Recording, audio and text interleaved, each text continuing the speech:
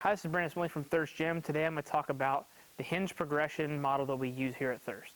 So for some of our athletes, we have to be able to pick how we're going to teach them how to hinge. And rather than just blindly just giving them a hinge exercise and trying to coach that one exercise incredibly hard, we just put on our programs, hinge progression, we list a couple exercises, basically our progression of how we're going to get them through that, and we're going to try to graduate them from one exercise to the next, ideally over the course of one training block. Some kids might get it from day one. Other kids might take 2 months to be able to get all the way through that progression. That's completely okay. We know that some kids start at different places. They got different training ages, different maturity levels, and so we don't expect them to get it from day one, and that's okay.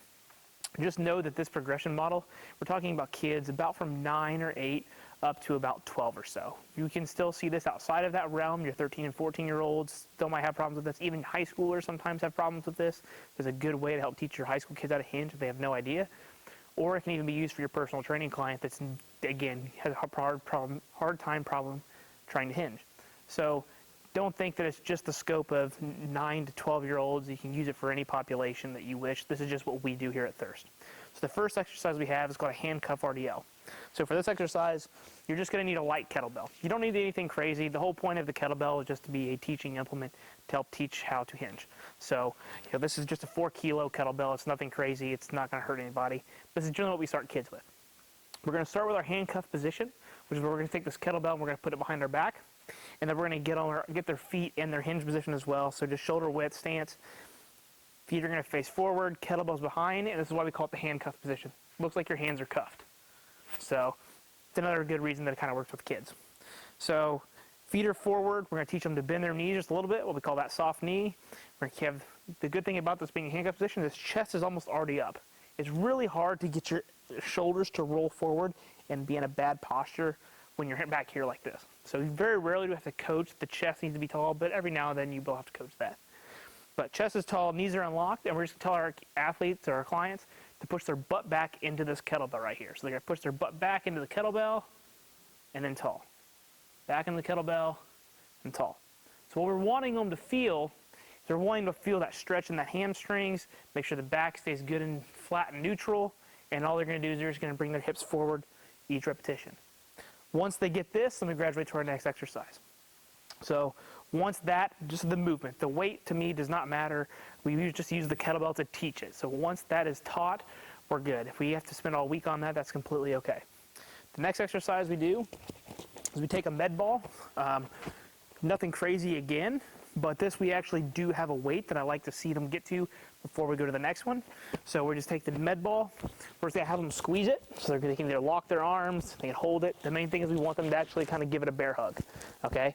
And we're gonna be in that same actual position that we were in. So we're still gonna unlock the knees, soft knees. We're just gonna squeeze the ball. Again, we want the back flat and neutral. Again, we're gonna tell them to push their butt back, hinge at the hips, and stay tall. So the nice thing about this is that as they go down, it's going to get a little bit harder. So it's going to really teach them how to stay strong in good positions. It's going to build their upper back, their abs, their glutes, their hamstrings. It's a good overall exercise. This is just a good finisher as well if you want to put that into your programs. So what I like to do personally is I like to at least get the kids up to a 20-pound ball. So it's just a 4. Get the kids up to a 20-pound med ball for repetition. So I'm not like crazy on how many. Usually we program for 8 to 10. So if they're getting the 20-pound med ball for 8 to 10 good repetitions, then we're good to go to dumbbells. And here's why. I like to start the kids out with 10-pound dumbbells. It's nothing like earth-shattering to the normal person, but when you have a 20-pound med ball, it's nice to grab 10-pound weights, and then we have the same amount of load. The mechanics are a little different, but at least we've got the same amount of load, and it's easy to just go right into the next one and try to progress the load as well. So the next thing you do, just give the kid or the client 2 10-pound dumbbells and do the exact same thing. Feet are here, and unlock the knees, chest tall, back flat, push hips back, reach below the kneecaps, hips forward. Reach below the kneecaps, hips forward. So then once the kids get this, then we're pretty good, okay?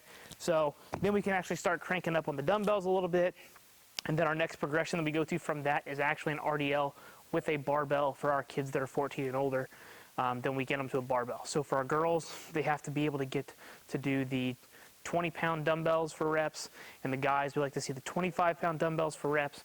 And the reason that is, the girls, we usually start them off with a 15-kilo bar, which is 33 pounds, and then the guys usually start off with a 45 or 20-kilo-pound bar, 44, and that's gonna, the 225 is gonna get them over the weight of the barbell. So then we can actually start loading up the RDL and we're good to go. So those are the 3 exercises that we use to get us to the RDL with our youth athletes.